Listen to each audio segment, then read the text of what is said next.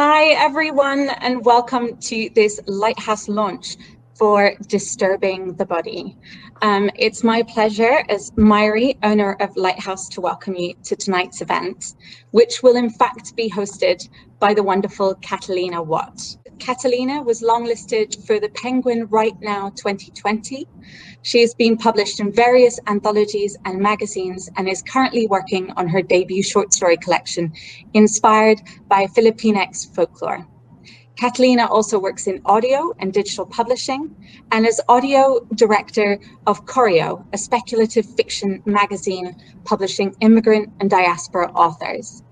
She is one of the most exciting voices writing in Scotland, and she is terrific on all things weird and wonderful. So she was the perfect chair for this night of feminist exploration of bodies and speculative writing. And so without further ado, from the comfort of your own homes, will you join me in a big round of home applause for Catalina Watt? Thank you so much for that really lovely introduction. Yes, so I am absolutely delighted to be speaking tonight with authors Verity Holloway and Chịkọdịlị Emelụmadụ about their contributions to Disturbing the Body from Boudicca Press, which was published earlier this month. So a little bit about the authors you'll be hearing from tonight. So Chịkọdịlị Emelụmadụ was a finalist for the Million Writers Award, has been shortlisted for the Shirley Jackson Awards, the Caine Prize for African Literature, and won the inaugural Curtis Brown First Novel Prize, as well as a NOMO Award for Speculative Fiction. Verity Holloway is the author of novels Pseudotooth and Beauty Secrets of the Martyrs, and The Mighty Healer, a biography of her Victorian quack doctor cousin. Her short stories and poems have been variously published, and her story Cremating Imelda was nominated for the Pushcart Prize. So some extremely excellent authors I'll be speaking with tonight. I'm so excited to get into this. So I'd love to kind of start off by asking you, Verity, how the anthology came about. It came about actually through just a chat on Twitter. I had just had open heart surgery, and I was on Twitter and I was thinking, I know I want to write something about this experience, but I don't know where to begin. I definitely don't know who to pitch it. So I got talking to Louise Kenwood, who also has a piece in the book, and Ellie Whiteley, and Georgina Bruce was there as well. And it just became very apparent that a lot of women writers have these very personal pieces about bodily experiences, physical experiences that are just a bit too weird for the confessional essay. In there, and it's not fiction. So we got together, and I ended up talking to, I think it was Dan Coxon, who does the Shadow Booth anthologies, which are very good, and I know him quite well. And I said to him, how would you go about, pitching an anthology as an effective? And he said, well, first of all, it's a nightmare. But then he actually said Nikki of Boudicca Press is currently kind of on the lookout, so it might be worth speaking to her. And yes, she jumped on the idea, which was lovely. Not a nightmare at all. Perfect. Oh, that sounds like a match made in heaven. And I know that Boudicca Press did Disturbing the Beast anthology before this, so you were in a safe pair of hands. And Chịkọdịlị, I would love to hear about how you got involved with the project. Oh, I'm actually surprised to hear that Dan Coxon of Shadow Booth was one of the consultants on this project, at least at the initial stages, because I actually know Dan Coxon from Shadow Booth. So he published my 2020 story, What to Do When Your Child Brings Home a Mummy Water, which was shortlisted for the Caine Prize for African Literature. And I reckon, I don't know if this is true, but I'm thinking that that's where the connection has come from, that maybe Dan might have said something, because Nikki then contacted my agent, who then said, would you be interested in doing this? And I just read, oh, bodies, women, weird. Yes, please. Instantly. I don't really do, I mean, the whole area of nonfiction is new for me, because I'm not always comfortable with telling the truth in such stark ways. I'm not very comfortable with it as of yet, and that's because I'm aware that with nonfiction, people are always looking for themselves, and if they're not looking for themselves, then they're looking for you. And so, for me, the reason why I agreed to do this one was because it was a speculative anthology. It was still in my wheelhouse, in that I could be as weird with it as I like. And so it kind of bridged that gap for me between the discomfort that nonfiction provides, as well as the relative comfort of being a bizarre, weird, fake, fabulous story. So I was very glad to be involved. That sounds great, and that's perfect, because I have a question a little bit later about kind of what the process was like within writing within this kind of speculative genre. So you're already in my head. I love that. So I think we're going to have short readings from you both, and I think that there are some content warnings. So I don't know if Mary's coming back to say those. Otherwise, I'm happy to let the audience know. I think that means that I have the power. So I think that there is some content to do with pain relief and surgery, and general content warnings for an anthology called Disturbing the Body. It's quite visceral, and so if at any point that's something that you don't want to hear, then feel free to mute or step away and come back.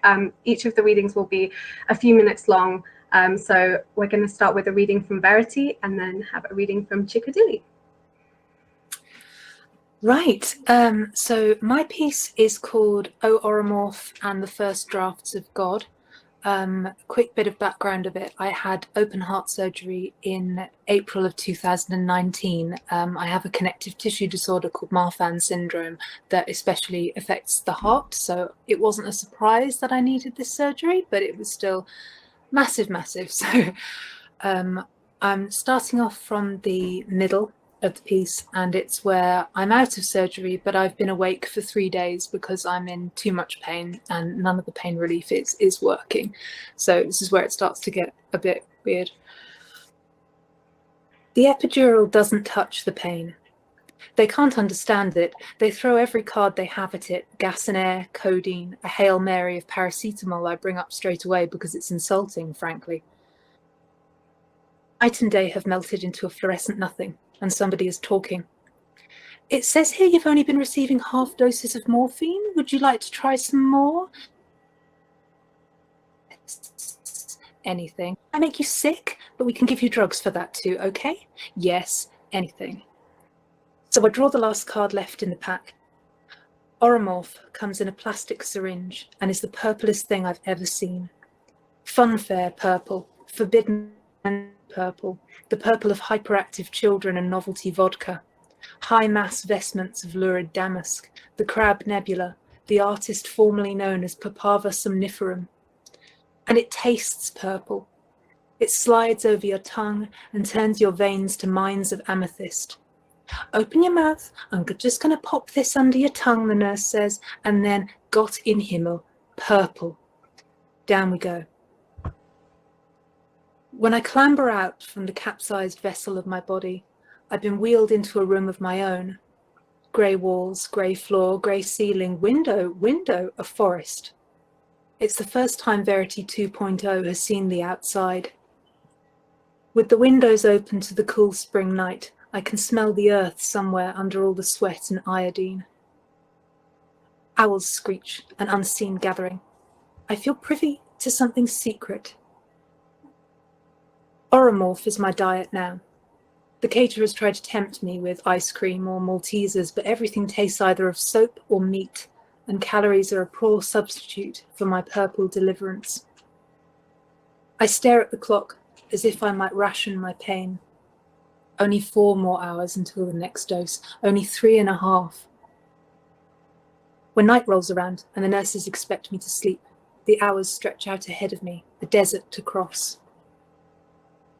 I'm joined in my visual by the watchman.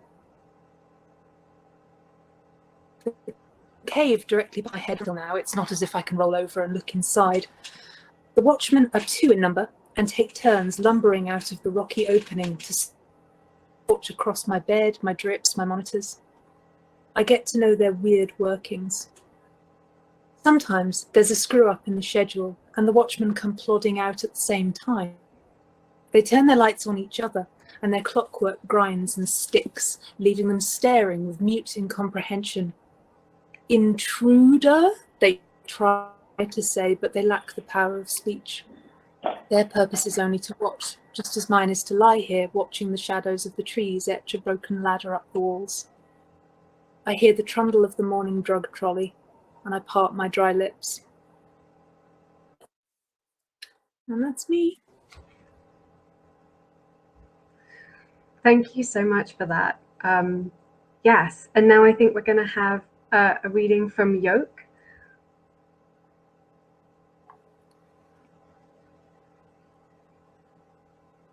Yes, I just had to wait until the mute sign disappeared from my face before I started reading, because apologies to everyone, but my internet's playing up today and this has never happened before. So obviously there are some ancestors I need to appease, because one of them is definitely annoyed at something I've done or said, and this is why I don't do nonfiction. So hopefully it keeps still throughout my reading. Right, Yoke. And I'm going to start from the very beginning of the piece, just so that people can have an idea of what's going on. They called me blessed. I had a thick, proud mane. At 4, I noticed the fairy in my hair. Fat and dark and fluffy, she sat camouflaged all through the placing in the market. Smirked when the lady added beads to the tips to run up the already doubled bill. Darted in and out through the tight flap, causing me to shiver uncontrollably. I asked the auntie doing my hair for a mirror often to peek at what I thought was merely a visitor, and she, taking offense at the imagined childlike criticism of her handiwork, pulled too tightly on my head. At night, the fairy drummed on the taut scalp, clinking strands, making torturous music until I sobbed from the pain. Tiny, pus-filled cheers applauded at my temples. She was canny, this fairy, strong. Even after my mother, tired of the market women charging extra for the verdant forest on my head, and slapped the relaxer on, the fairy hung on like those cats on the poster. Hang in there, baby. Lost her smirk a little, grew anemic, wispy fingers and toes like the Grinch, lightened rufescent on the sunlight, hung on by the hair on her chinny chin chin.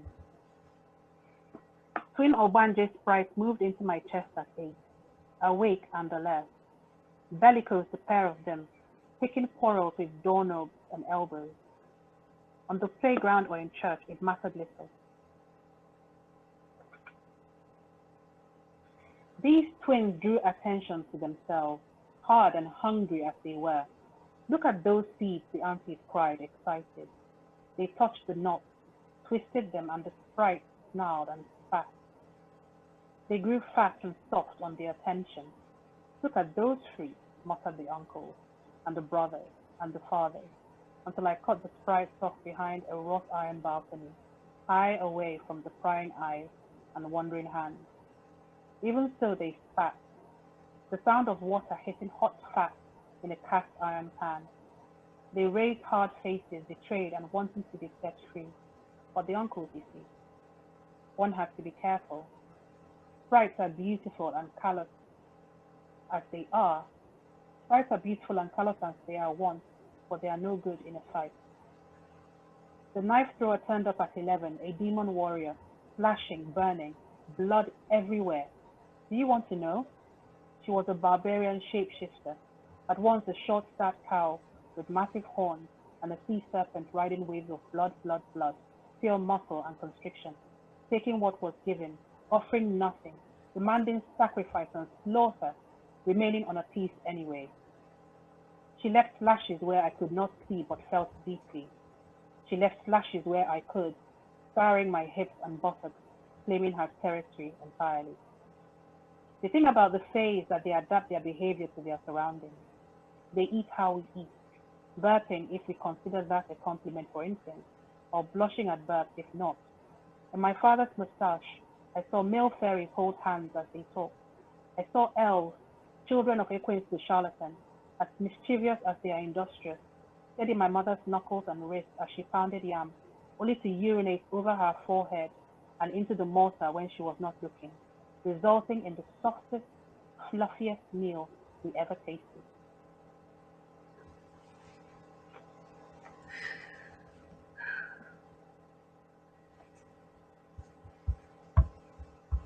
Thank you so much, both of you, for those readings. I'm definitely got some questions about kind of the amazing, very vivid imagery in both of your pieces, and we'll get onto that in a little bit. But I kind of wanted to go back to what Chịkọdịlị brought up about this idea of this being a kind of almost an in-between space where it's non-fiction, it's based on both of your experiences, if I'm correct in my understanding, but it's in a speculative anthology. And I'm just interested in kind of how did you both find the process of writing about these events through kind of this genre of speculative fiction or horror or whatever you want to define it as. Whoever would like to go first. Who would like to go first? Shall I go first? Is that okay? Yes, please, because I don't trust my internet. The minute I start talking, people So, like I said, I knew that I wanted to write something about this experience because I had to deal with it some way. And as a writer, it's the way that I primarily deal with things. But it was a profoundly strange experience, and also I was piecing it together like a detective because I have blocks of memory that are gone. I have things that apparently I said that I don't remember. A lot of the time I was asking my boyfriend Gabriel to write something down. If I was having one of my little morphine moments, I would say to him, can you just make sure that I remember that later? This is really bizarre. I had Madame Tussaud visited me. She was hanging up the death masks of kings on the walls, and there was a family of ancient Egyptians on the floor having dinner, and I was saying, excuse me, can you be quiet? So that all makes it into the story anyway. But as for actually writing it down, it felt very much like detective work, and also it felt, I don't want to be corny in this, but it also felt like a very therapeutic experience because it forced me to really remember all that horrible stuff about being in a hospital bed and being in pain and all of that, which I could otherwise quite happily, forget. And the brain, as we know, that the brain does after a traumatic experience, say, well, you don't have to deal with that. I'll put that at the back somewhere.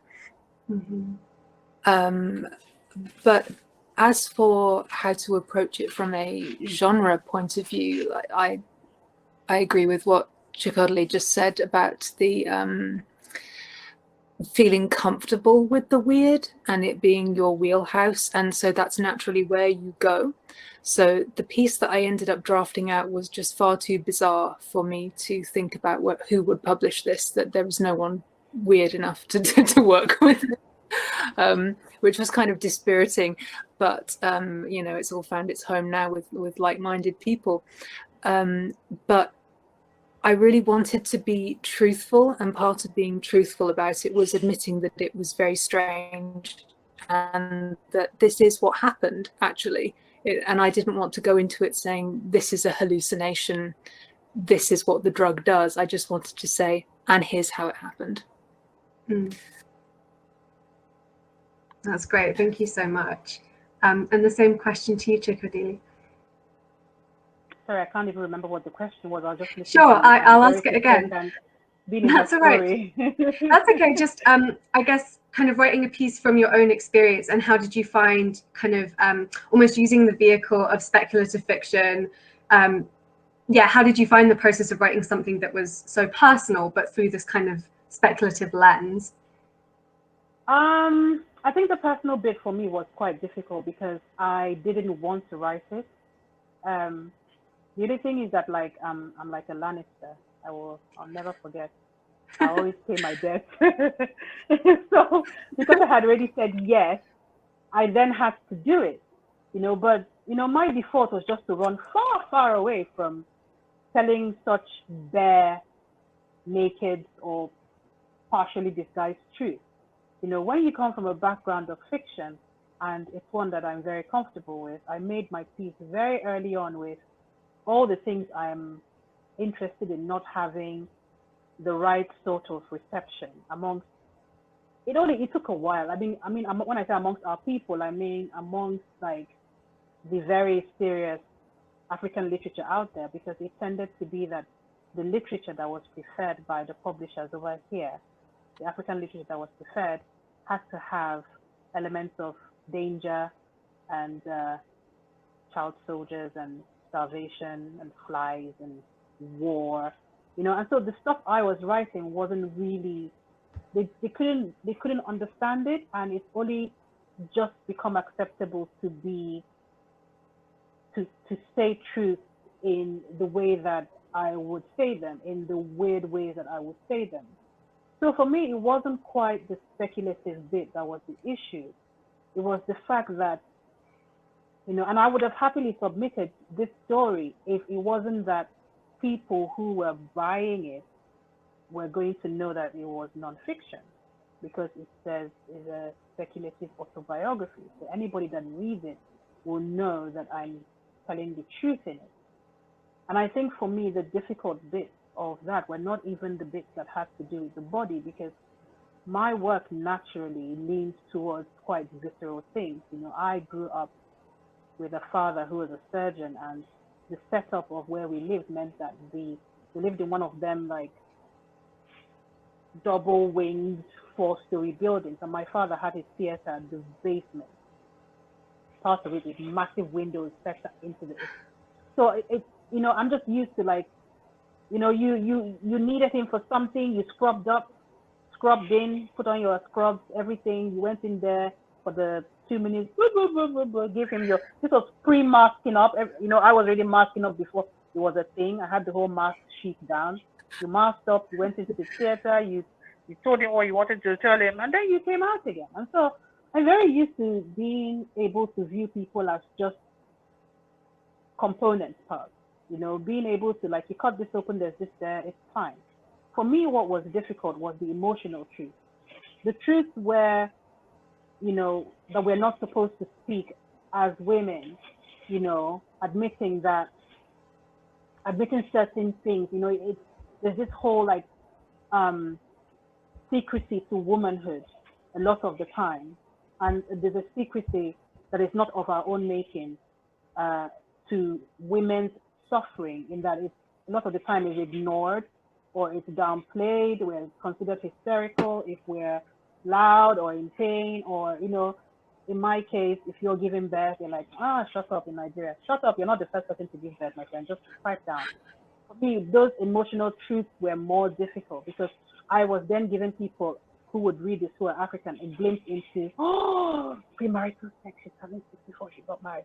That was a huge deal. In fact, I still cringe. I can't send it to my parents, because they'll be like, so this is what you are doing when you were supposed to be in school, and it's the whole thing. I'm married, I have 2 children, I'm in my 30s, but like my parents would still be African parents. It's God and then it's your parents, right?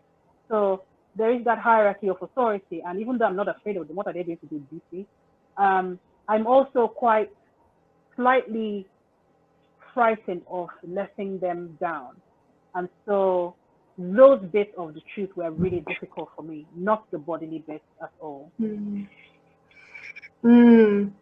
Thank you so much. That I feel like we're very much in each other's heads tonight, because my next question was all about this idea of control and women's bodies, which you both kind of touched on already. And Verity, because I'm psychic and I'm drinking. Yeah, you already know. And Verity, your piece kind of touches on pain and pain relief. alongside this kind of physical and mental recovery after surgery. And kind of the series of events is almost like a fever dream. And yeah, so I was wondering if you could kind of speak to this idea of control and the body. And then I have a question specifically for Chịkọdịlị about your piece. Yeah, so my experience, my surgery was elective. It wasn't a surprise. I knew it was coming. They were monitoring my heart for 10 years and they just said to me, it's time if you want it to be time. So I had this awful period where I was walking around in a daze thinking, it's time. But I am the who has to say it. If a doctor had come to me and said, I'm sorry, we have to get you in theatre now, that would have been so much easier, but I had this choice. And you know, my family history with heart conditions is pretty dreadful, so I had a lot hanging over me. And actually, when I got to the theatre, I start off my piece where I'm sitting in the wheelchair. They wheel you, they don't let you walk, and then they park you, and then they just kind of walk off, and you're sitting there, and there's a queue, and there's all these old men, and you're all in your gown, and you're like, this is completely absurd, but I've chosen this. And of course, then you go to sleep, and eventually when you wake up, everything is pieced back together, and then every choice is just taken from you. Your body, it's like being a baby again. It really is. You're not allowed to use your arms. You are extraordinarily tired and dazed. And I mean, even months into my recovery, I would have a 2-minute warning before I had what I called my cataclysmic death naps, where it would be, I am going to fall asleep now, and I would just go wherever I was. So in a very strange way, I was completely at the mercy of my body, and I felt like I was actually riding around in it, like I was viewing from my little eye holes, and whatever was happening to my shell on the outside was nothing really to do with me. I've rambled on and completely forgotten the question. There you go. No, that was perfect. Just this idea of kind of control in the body, and it's so fascinating that you're saying that the biggest choice you had about it was to get the surgery at the point that you chose to, but then from the moment you're in surgery and during the recovery, you were kind of saying that you felt like those choices were taken away, and then you were almost a passenger in your own body during that recovery, it sounds like. Yeah. I mean, even to just a really ludicrous degree, I mean, you can't do anything yourself for the first, I think I was in there for about 6 days. So you have no dignity, you stop caring, you just stop caring. All of those things that you think are important before you go in. No. But like, I think my favorite thing in hospital was where they gave me a baby sippy cup, because I couldn't use my hands were like this, and I wanted coffee because I need coffee to live, and they said, you can have coffee, but we can't allow you to attempt to hold a cup because you will drop it. So they got me a baby's Tommy Tippy with 2 handles, and I was like this with my coffee every morning. Wow. Actually, it's really nice, it's quite therapeutic, but you just reassess all of your boundaries and your sense of self, and of course you're all scarred up and you don't want to look, because then you have to deal with that as well. I actually love my scars. That's a whole other thing. I'm really pleased with how they turned out, but I was so worried that was a big thing, and for a lot of people they're not happy, so they then have to deal with that. That's so fascinating. Thank you for sharing all of that. And Chịkọdịlị, I kind of wanted to ask, specifically, I think that your story kind of interweaves Igbo culture, and there's kind of fantastical creatures with the Fae, and there's a lot to do with kind of ideas around kind of gender norms and women's bodies and expectations of women in specific kind of what the specific cultural norms are. But there's also kind of the protagonist of your story who wants to be in control of her body and makes very active decisions around what happens to it, who gets to be around it, and on what terms. And she's very sexually autonomous. So yeah, I'd be really interested to kind of hear your ideas of body and control, and specifically women's body, and how you explored that in your piece. First of all, we're sure that my parents have not registered for this event. I just need someone to check really quickly. Real talk. I don't want to be disowned. Right. So I think it's interesting what Verity said about her surgery and the whole idea, because you find a lot of it in visual media as well. You know, when there is that disconnect between body and soul, or body and spirit, as it were, there's always that description of being inside yourself and looking out at you. I didn't have that experience, which is why I found her story so fascinating. For me, because of where my cyst was, it's an area in which women have been forced to feel the most shame. Yeah? So anything that damages the area or goes into the area, even if it's something congenital, there's that whole, people looking at you like, what have you been doing? How do you discover that this thing is there? So if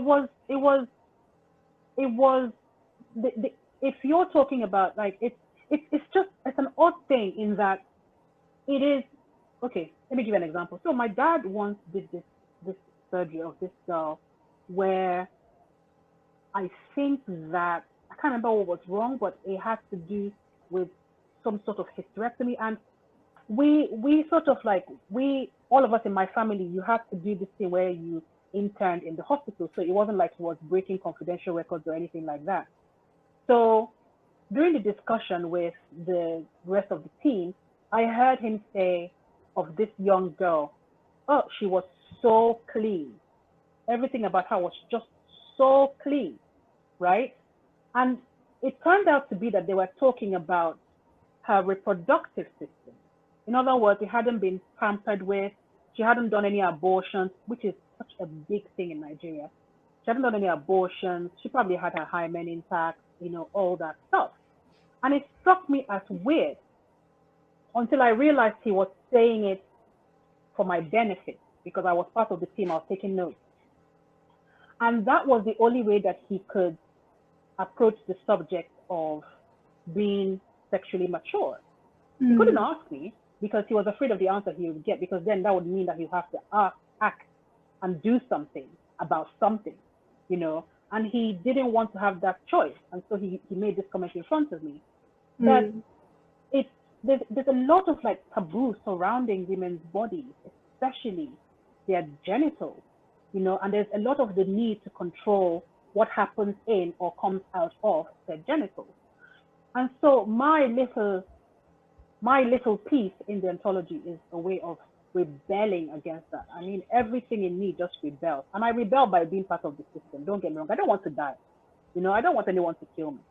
But I will enter in there and I will do it from the inside. And so for me, the cyst was sort of, in my story, represented even myself, and my body was the body that was already controlled by the patriarchy, because it was what was most visible to everybody else. Nobody is going inside my genitals, so nobody knows what's happening there, even though they want to control it, right? But then this cyst comes in there and it's insidious and it's just in there, and it forces you to deal with it. And that's how I want to be. I want to force people to have to deal with me and not have to act like I don't exist, or even still act like, because usually if you don't rebel, then people will assume that they have your consent to treat you as they want. So for me, I know I've made a lot of jokes about my parents and whatnot, but one of the reasons I went ahead and wrote this anyway is that you get to a point in your life where you have to grow up, and I stand by it. And if they called me, I'd be like, well, you read it, I have nothing to say to you, So I was hoping that when I wrote it, that I would sort of like inspire people also, not just to talk about all that goes on the outside, or there used to be a taboo of talking about mental health, which is still there, but it's not as horrible as it used to be. It's not, the stigma is there, but it's not as bad, but the last frontier seems to be a woman's vagina. Last frontier. Everybody wants to go in there, but nobody wants to talk about it. Nobody wants to talk about it. They want to instead control what happens there and then pretend that somehow it doesn't exist. Yeah. Yeah, the last frontier. Great quote. Well, thank you both. That's just so fascinating. I feel like that was definitely something I was really struck by, kind of the similarities in both of your pieces. And you know, both your pieces kind of focus on like a surgical operation, which is obviously, I think, is a natural kind of delineator from that is this idea of body horror. And I was just wondering, kind of, why do you think that people are still fascinated by body horror, and what about kind of our bodies do you think both like compels and horrifies us? A big question, so interpret as you will. I think it might have to do with it might be a cultural thing on the one hand, right? So it might be the whole idea of the body being base. You know, we're supposed to be human beings that are higher functioning, have high ideals such as art. I mean, you find that even in literature. People who write romance and erotica, people just consider them the lowest of the low. What are you writing erotica for? There is no beauty in erotica. But all of us are using our bodies every day. We are eating in our bodies. We are reproducing in our bodies. We are doing all sorts of things. We are abusing our bodies with all kinds of substances. But people don't feel comfortable dealing with what are considered base emotions.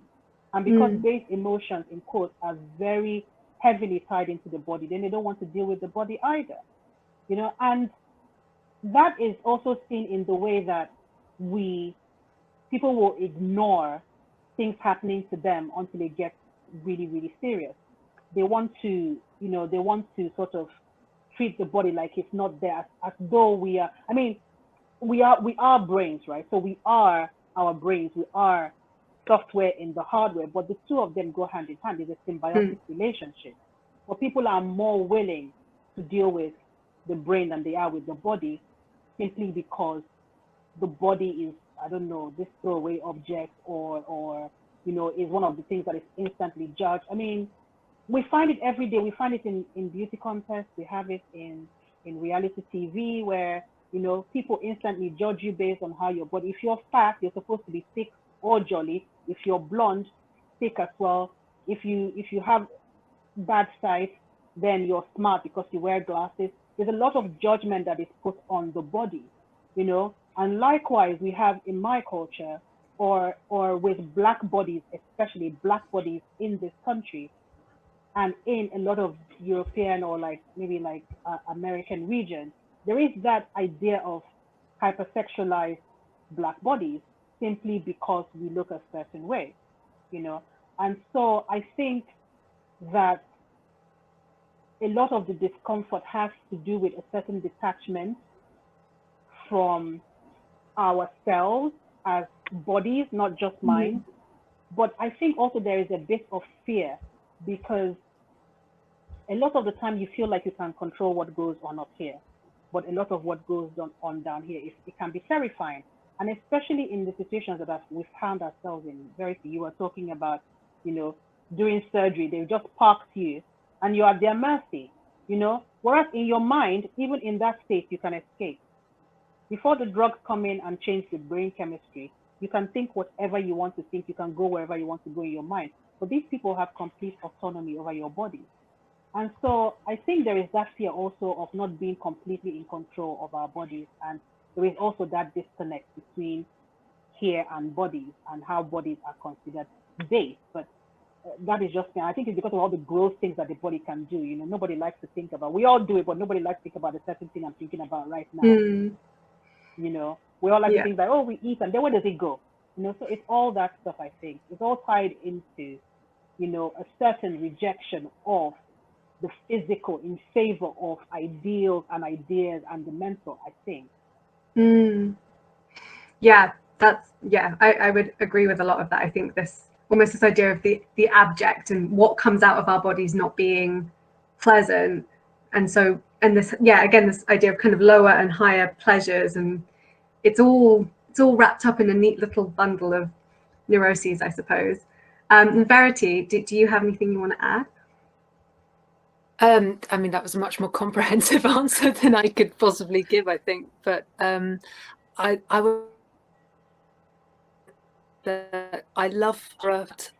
It allows you to explore those issues and to really embody those anxieties. Like I love, I'm very much into history, and I love how the changing fashions and attitudes have given bodily attributes which mean nothing huge meaning, and we can end up kind of revolving our lives around them.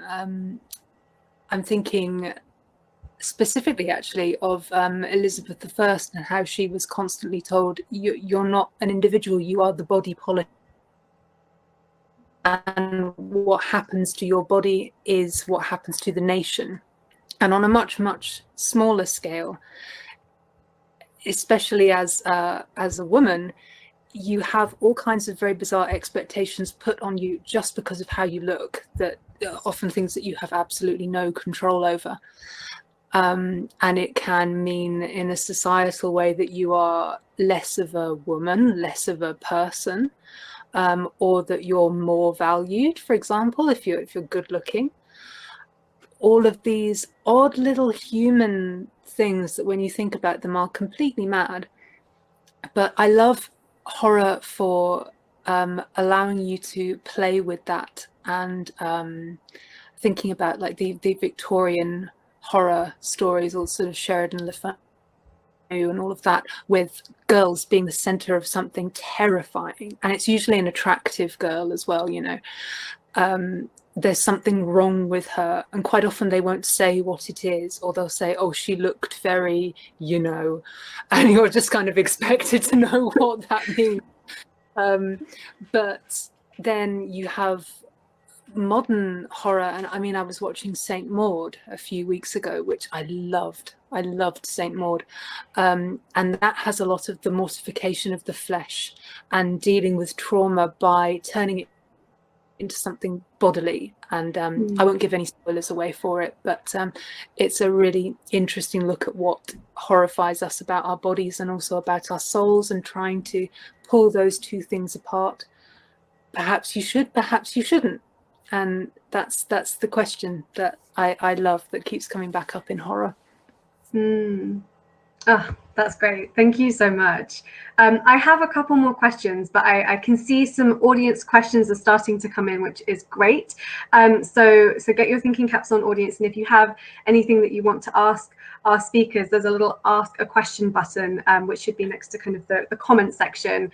And if you can look in that section and there's something that someone's asked that you're like, yes, please answer that, you can upvote it, I think. So we'll see it, so it'll get bumped to the top. So I'm just going to ask the last of my questions, and then we'll move on to the Q&A. So I promised that we would return to this idea of the specific imagery in your pieces, and now is the time. So I kind of wanted to ask you both about some specific kind of recurring images that crop up throughout your pieces.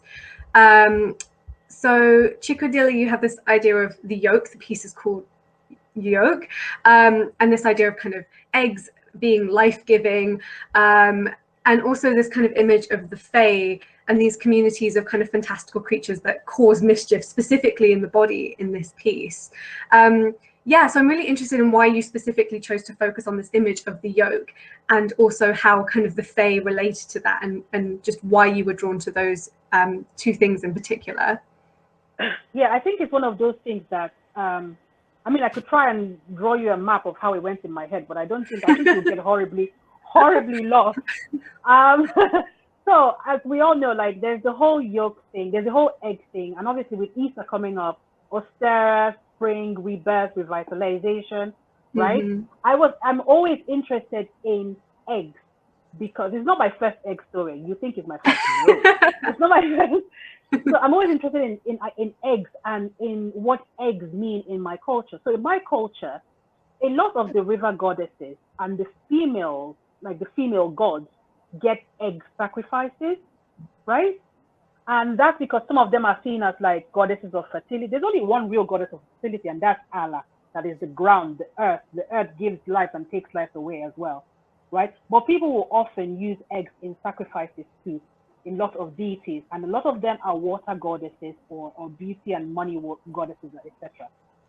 So I was fascinated with the idea that this thing, which is supposed to bring life and grant favor, right, is then in my body horrifying, right? Because the cyst that was removed from me, and if you haven't read it, apologies, it's not that horrifying to me, but the cyst apparently did not burst. It came out in its own sac, and it looked like an egg without a shell, right? So I was really interested with the parallels that could be drawn between the symbol of hope, of goodness, of life, of rebirth, and this thing that was, okay, fine, it was benign, it wasn't destroying me in any way, but it had no business being there. It had no business being there simply because it affected the way that I viewed my body and my mind. It wasn't supposed to be there. So that was the reason I did that.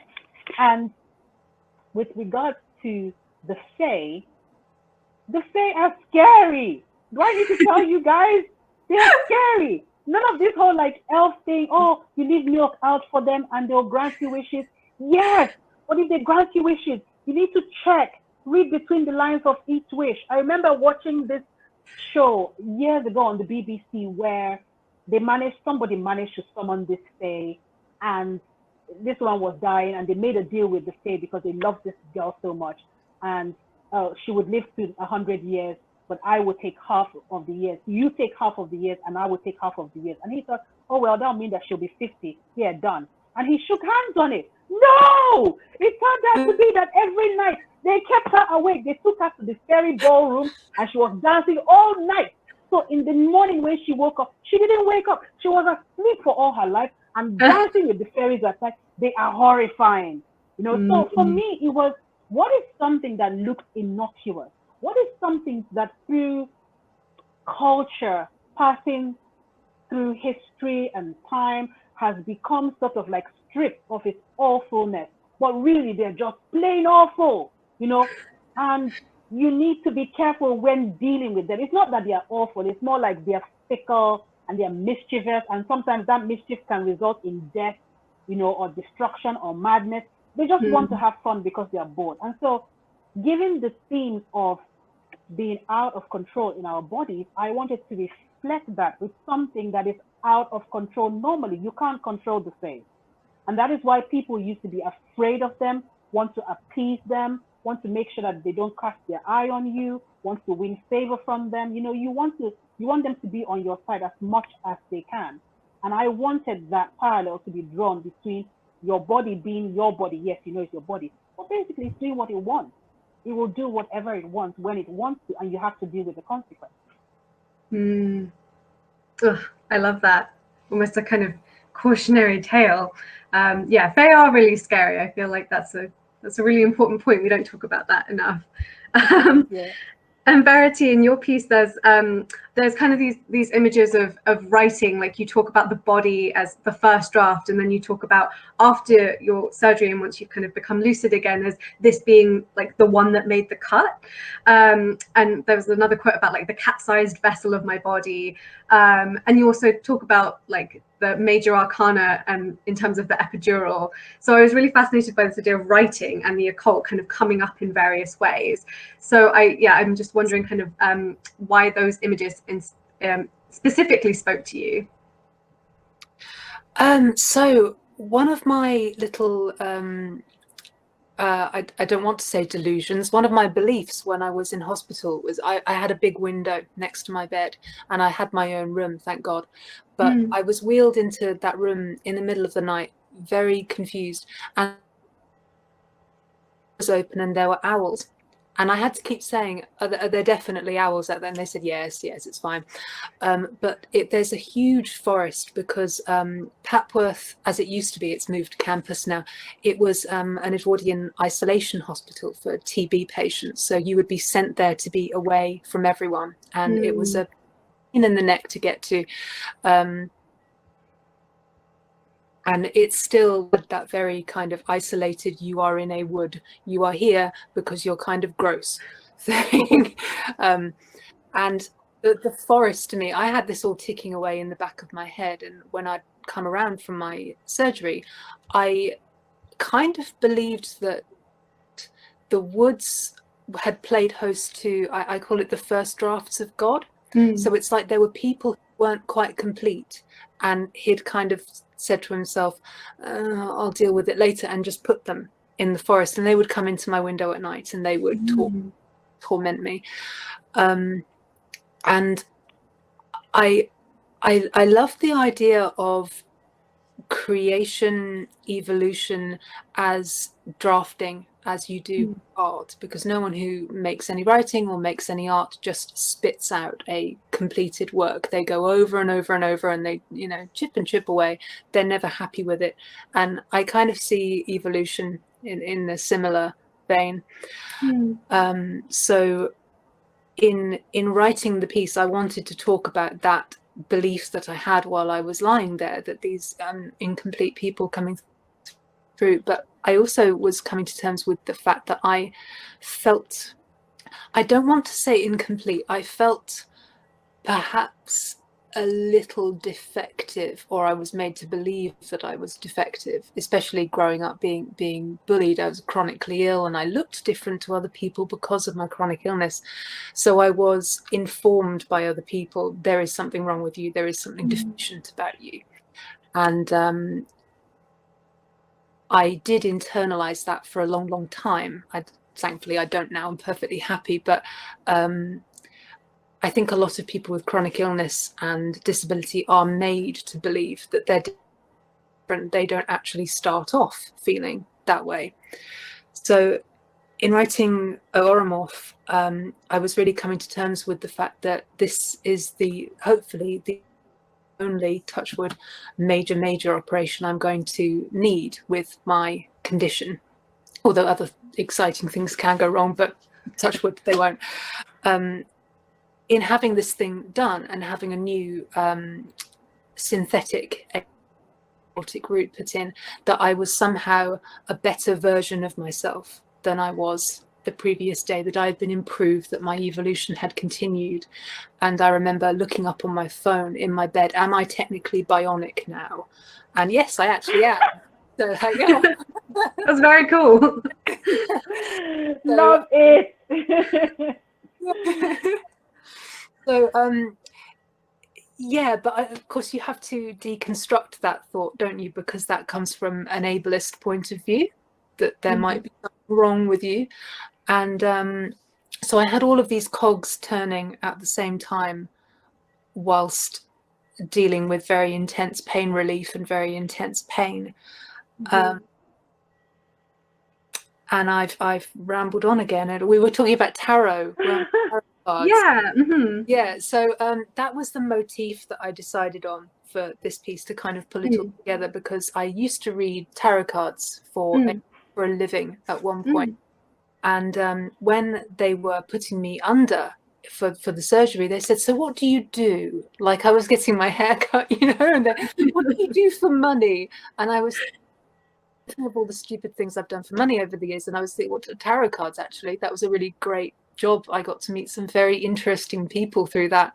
And the different drugs that they were giving me, as they were explaining to me what these drugs are, okay, we're going to give you this, it's going to feel like this, here is what it's going to do for you, because it's all about consent. It was almost like a tarot card was being pulled, and okay, this is what it means to me, this is what it's going to do. And I had them kind of flashing in front of my face as I went on, in a very literal way. I could see. So that's the little visual motif that I use to pull all of these strange bits together. That's great. Thank you both so much. I feel like I've got such an insight into the way kind of your process works, and a little bit kind of maybe into your psyches as well. So thank you so much for sharing that. So I have one more question, and then I think we have a couple of audience questions, which I think we have time for. So I'm going to ask my final question, and then we're going to move on to the audience Q&A. So I kind of want to bring this, round off our conversation by bringing this back to this idea of writing in the kind of speculative fiction, and specifically the horror genre. And I think that the archetype of kind of monstrous femininity is something that we've kind of alluded to throughout our conversation. But I was really interested in whether this was something that either of you were thinking about when you were writing your piece, and if so, how did you kind of want to speak to this kind of literary archetype of the monstrous feminine?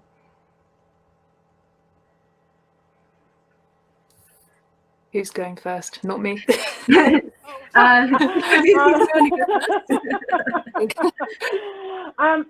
think what you're asking is actually what I can see Laura Elliott asked. You know, she said, do you both have a sense of wanting to be disruptive in your writing? Is it something you consciously choose to do? Or is there something naturally disruptive about women writing about themselves and letting themselves take up that space?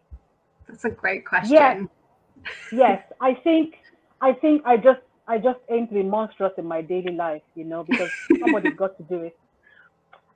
No, but seriously, I mean, the archetype of a monstrous female is not, I mean, we were told, could you produce a piece that speaks to this, right? So in that regard, obviously the entire anthology is themed, right? But in my own writing, I don't think I particularly I wouldn't say I particularly consciously subscribe to the idea of writing monstrous females. It just happens. It happens. And the reason that it happens is because of the kind of background I've had. You know, I'm liberal, but, well, I consider myself liberal, but I was raised in a country that is conservative with a capital C. And a lot of the things that men tend to desire about women are also things that they're horrified by and want to kill. Yeah, they want to just destroy. And that is because for a lot of men, they cannot envisage a world in which the things that they desire control them, right? Because there's that whole, it's all about power, isn't it? In a place where people don't have a lot of power and the power is concentrated with the ruling elite, like you have in Nigeria, people are left to squabble for power amongst themselves, and it often comes out in that imbalance where a lot of the men have the power simply because they are men. Now, the challenge is that if you are a woman and you are trying to get back power for yourself, by virtue of being in the female body, it's an impossibility. And so a lot of my writing, and by what I say is an impossibility, I don't mean that one cannot, right? I mean that one is not allowed to, yeah? And they would destroy that need or that desire for you to assert yourself or to claw back even the barest modicum of power for yourself, right? So I think for me, a lot of my female protagonists, and I write quite a lot of them, are people that are strong in the way that men are afraid of. Or in the way that men fear. So they're usually girls that have some extraordinary ability, and they could destroy you. They just choose not to. You know, you're not nice, but you're just a waste of time. You know, if you stood in their way, then they would do away with you. But ordinarily, they have a bigger destiny, a bigger agenda, and you getting in their way is just you and your little ideas of control that is so far beneath them that all they need to do is swat you aside. But at the same time, they have no qualms if it comes down to it, just causing great amounts of carnage in order to redress that balance of power. And so I might not think to myself, oh, I'm going to write this woman who is monstrous, but all my female protagonists come out that way. They come out with something. They come out fighting all the time. You know, there's none of that slyness, because a lot of the time women are taught to be sly, you know, to kind of get their power through trickery and deceit, simply because coming up against, you know, wanting power like that will get you in trouble. So you kind of have to, and there's this thing they say in Nigerian weddings all the time. Oh my God. They'll always say to you, oh, you have to remember, in the household, the man is the head. But you, the woman, you are the neck. And it's your job to turn the head where the neck should go. And I'm like, I don't want to be the bloody neck. Thank you very much. Can I not be the neck? I want to be like a whole person. Exactly. You be your own head and your own neck, you know? So there's that whole idea that the only way for you to get power is through a man, but not just through a man, but is through being cunning and manipulative and like sweet and deceptive. And my girls don't do that. They come with the claws, the fangs, they just tear and eat and devour and spit out and fight. And I think that comes just from growing up in an environment where you're being told constantly, no. I love that. That was such a great answer. So just more monstrous women. Sounds great. And Verity, what about you? Yeah, I mean, I have always been attracted to monsters and writing about monsters, and even from a little girl, I had my big vampire obsession, which started probably about 7 or something, and my mum wasn't very pleased. Very strict religious upbringing, but you can have the plastic cape. But I think the reason I loved that kind of thing was that if the monsters are on your side, that's so much better. If you can befriend the monsters, safe. And I always had this thing in my head, I would be the monster's friend.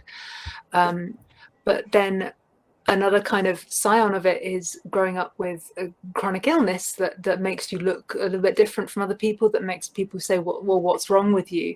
You start to get it in your head, I'm separate, I'm a bit other. And then you start to see almost representations of that in the media. And people say about, when did you first see yourself reflected in the media? And I would always think about that and think, I don't know, probably some kind of creature, some kind of thing, because I had internalized the idea that my Marfan syndrome made me somehow, and we don't know quite what to do with her. But I love authors who reclaim that, people like Angela Carter and Isabella Allende, who really have fun with that, and like you were saying, that this is actually good, enjoy that power and revel in it, of the monstrous feminine. And as much as people will say to you, you're not monstrous, there's nothing weird about you, you're fine, you can kind of now, I think, say there are girls who are crazy about werewolves, and I love that, especially the Generation Z. They love their werewolves, and I think that's fantastic. You probably couldn't when I was a little kid. That was not helped. But yeah, monsters and writing about monsters and sort of putting yourself in that place, I think, can be a wonderful tool of reclamation.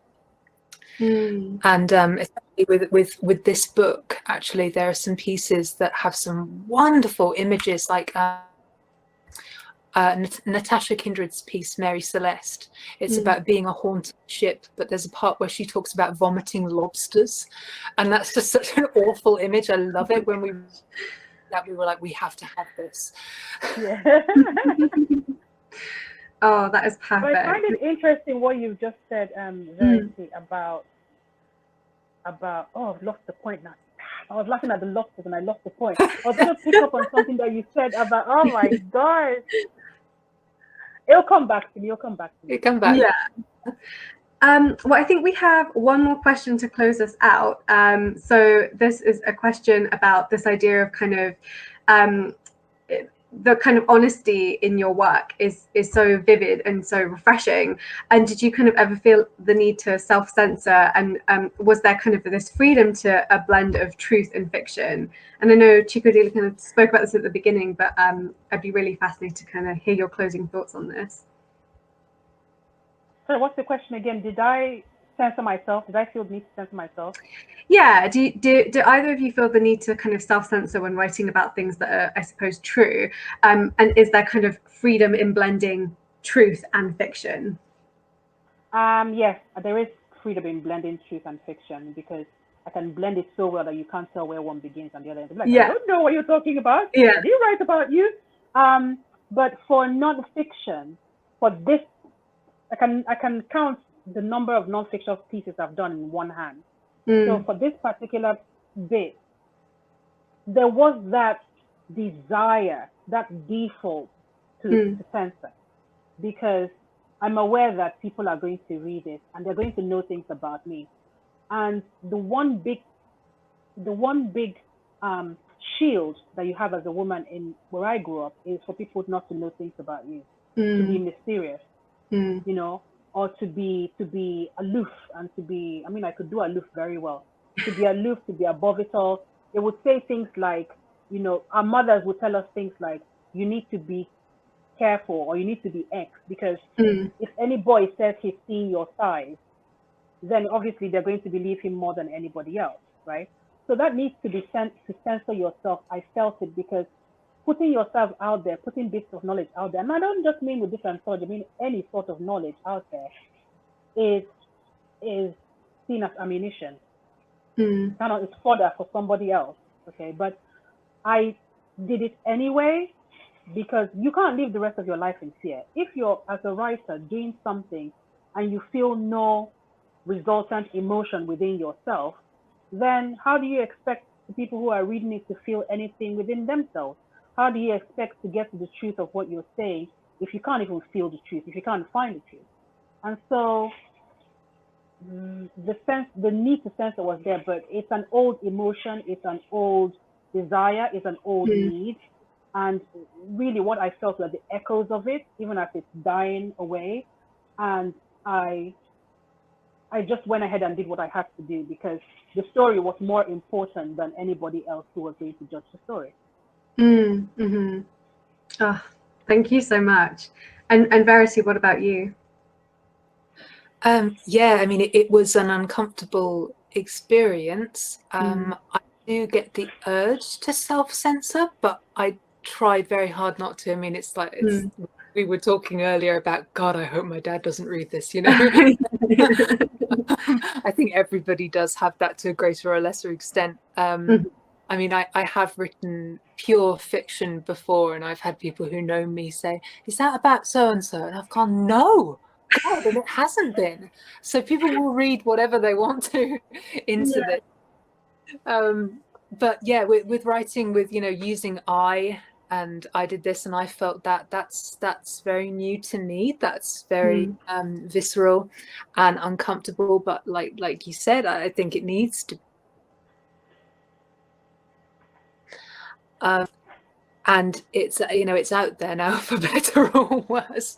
But for me, the whole point of the anthology was to own this stuff and to own things and say this is, and to do it in a way that you embroider with your own imagination. And there's some really wonderful work in this book from the imaginations of people dealing with a really, really wide variety of experiences is very eye-opening, and I think hugely personal for each person. That is great. Well, sadly, we have come to a close in our conversation, but I want to say thank you both so much, Verity and Chịkọdịlị, for joining me tonight to discuss this amazing anthology, Disturbing the Body. And thank you so much to Lighthouse Books for hosting this event.